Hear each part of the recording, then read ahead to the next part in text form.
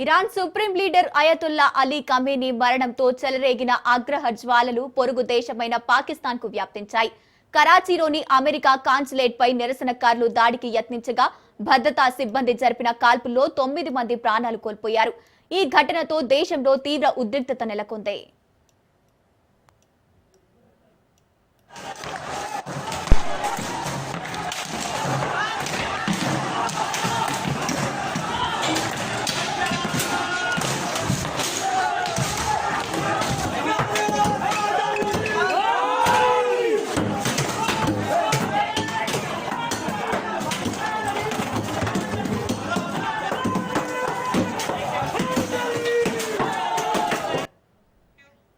వందలాది మంది ఆందోళనకారులు కరాచీలోని యుఎస్ కాన్సులేట్ భవనం బయట గోడలు ధ్వంసం చేసి లోపలికి చొరబడేందుకు ప్రయత్నించారు.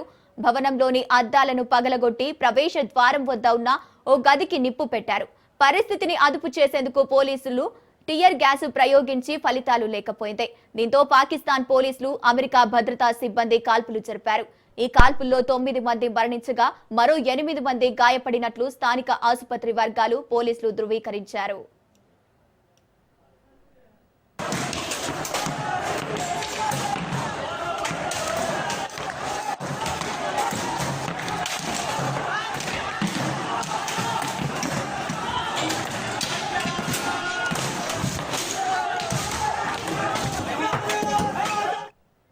పాక్ ఆక్రమిత కాశ్మీర్లోని స్కర్డు పట్టణంలో తీవ్ర నిరసనలు చోటు చేసుకున్నాయి.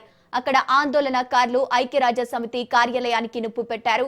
ఇరాన్ పై జరుగుతున్న దాడుల నేపథ్యంలో ఖమేనీ మరణం సంభవించిందని, దాని పర్యవసానంగానే మద్దతుదారుల ఆగ్రహం పాకిస్తాన్ కు పాకిందని తెలుస్తోంది.